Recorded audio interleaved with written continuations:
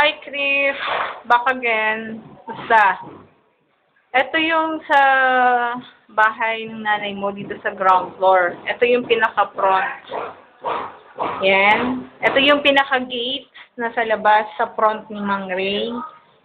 So, yan. May, ano na siya. May tiles na. Ito yung hagdan papuntang second floor hanggang roof deck. Yan. Kulay red yung color. Yan. Siguro mga 8 na steps. And then, ito yung pasok ako ng second floor. Ito yung second floor. Dito ngayon ako sa second floor. Yan. Yung bintana. Yung sa harap niyan, galing Cora. Ito yung second floor. Yan. Yun yung door, brown color. And then, ito yung bintana niya sa loob. Yung front naman kay Mang Ray. Ito yung mga naka-display. Yan. Ito yung dating nasa sala, yung old. Dito mo na nalagay sa second floor. Ito yung gamit ko. May TV, may radyo. Yan. May carpet. This one. And then, may pinakasala set. Yan. Yan yung table ko for receiving ng pag may bisita. So, yan. Andiyan pa rin yung radyo ni Zoan. Gumagana pa naman siya. Yan. Yun yung mga display ko. Yun yung donate na ngayon sa akin ng nanay mo. Yung mahiwaga. Ito yung salamin ko. Yung ina-attach lang sa dingding. So, yan yung dining table. Nara. Ito yung nagaya natin dati ng mga damit. So, wala pang, kaya marami pang cord, hindi pa nakakapitan ng kuryente. So, for the meantime, kumukuha muna kami sa inyo. Wala pa rin masyadong gamit sa kitchen. Kasi hindi pa nga tapos. Hindi ko pa tapos ayusin. Pero tapos na siyang gawin. Yes, ako na lang kulang. Yan. Konti pa lang yung gamit ko. May lutuan, rice cooker, yan. Galing din kay Doan yan, from Boracay. So, yan yung floor. Yan. Ito yung mga towel namin kasi hindi pwedeng sampay sa loob, mababasa. So, etong bintana yung sa may sala. Ang front niya sa sala dati. So, ito yung way going to CR. This one. So, medyo madilim. Yan. Yan yung pinakaloob ng CR. Lagayan ko ng mga sabon. And then, yan. Medyo okay na rin yung space, although medyo maliit. Kasi magkasama yung inidoro and then yung liguan. So, pero okay na rin, kasya naman. And then, just close it. And then, ito yung papunta sa may bed. Yan. Ito yung kama ko. Medyo basa pa lang kasi yung pintura sa may gilid, yung white color.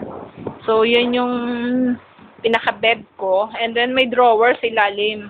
Nakikita mo, 1, 2, 3, ligayan siya ng mga damit. Pina-double deck, so as of now, sa ever yung nandun sa second floor. Yan. And then, nilagyan ko ng salamin here. And then, dyan yung mga habubot as a girl. Pampang-beauty. Yan. So, ito yung kabuuan pinakasala. Yan. Wala pa lang akong kortina. Kasi, aalis ako bukas. So, siguro, the other day ko na lang siya lagyan ng kortina. Yan yung pinakasala. Yan. Marami nang tumingin yan. Okay naman sa kanila. So, yan. Ito yun. And, magulo pa lang talaga yung kitchen ko. Tsaka marami pang wire. Yan. Lagayan ko ng mga labaing damit. Yan. Lagayan ko ng mga carpet. Yan. Ito yung ginawa ni tatay mo, yung table. Yan. Ito yung pinakasala. Ayan. Wala pa lang masyado talagang naka-display. Wala pa rin akong mga rep. So, okay naman. Maraming nagandahan. Cute naman ng bahay mo. So, ito yung palabas. This one. Ito yung packet ng third floor. Ayan. Tamo, packet siya ng third floor. Ito na yung, pababa ulit ng ground floor. So, ayan. Pababa ulit ako ng ground floor. Ayan. Ito yung papunta sa labas na. Ito yung pinaka-gate kasi yun yung tindahan ni Mang Ray. So, ito yung pinaka-gate niya. Pwede mo siyang close open. This one. Yan. So, safe naman siya. Kasi, mayroon siyang bakal. So, dito ako sa bahay niya Tita Olive. Ito yung, minamasalihan pa kasi yung pinto. Pero maganda naman yung kulay. So, may gumagawa pa rin si Kim. Ito na yung bahay ni nanay mo. Bahay ni tatay mo. Yan. Di pa lang sila nakakalipat. Lilinisin na lang. Siguro sa 8, pwede na sila lumipat. Ayan yung door, papunta sa labas. Sa kabilang side. Ventilation. Yan. Ganun din. Itong bintana nila, jalousie. Then, yung CR, halos pare-pareho lang. Same lang din. Ito. Yan. Ganun din. May tubig na.